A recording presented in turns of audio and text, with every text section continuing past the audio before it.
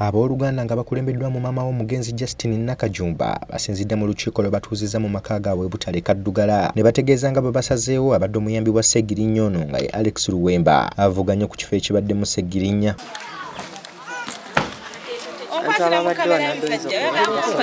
Bano bagamba nti Luwemba akoze bingi nga bali wamu ne Ssegirinnya nga ne bwe kityo yajja okusobola okutwala enteekateeka z'abannakawempe mu maaso kuno okukwasizaako bamuleka ba Ssegirinnya. Ku maviivi gange nga nfukamidde nsaba bannakawempe North Ssegirinnya Muhammad mumuwe ekikubagizo. Maama mwawulirira emirembe, maama gwalaba nti yanaatwala omukululo gwa Ssegirinnya mu maaso nga ye Alex Luswa Luwemba abadde PA we. Teri muntu yenna asobola kulinnya mu bigere bya Ssegirinnya ng'oggyeko Alex Luswa Luwemba.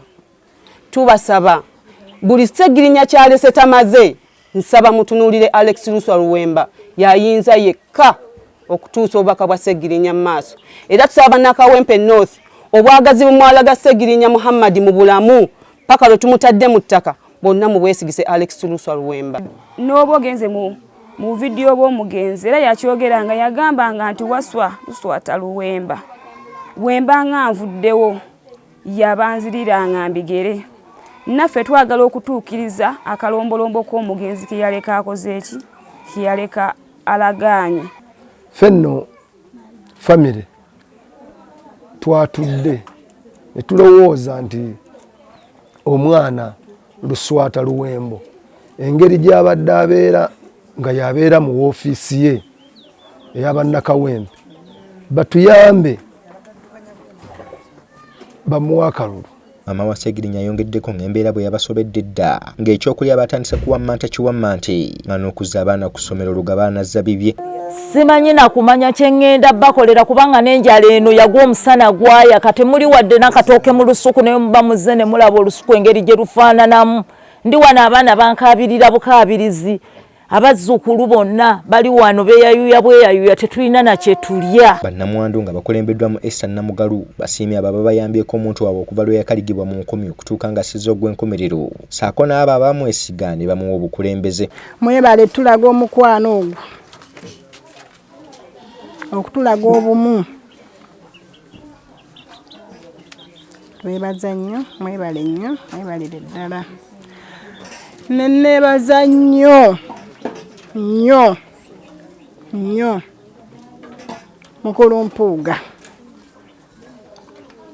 Taata nfukamidde ku maviivi gange nkiwa obadde ojja otulambula ng'ondaba mu ddwaliro era nze mbadde ku mulwadde nga mujjanjaba paka Allah bwasazeewo.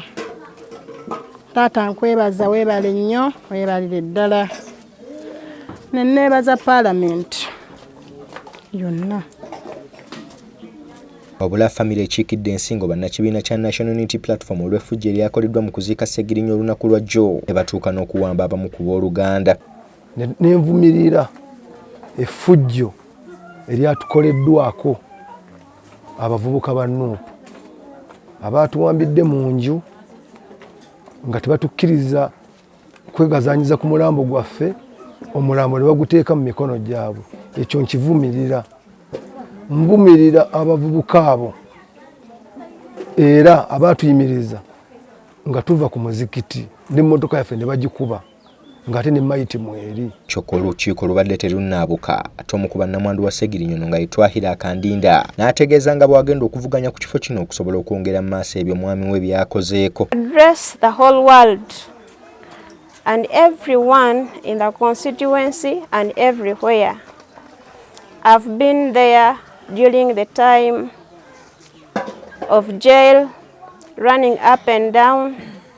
So I wish to take this opportunity to address to you that he left a big role for me to handle, especially on the side of politics.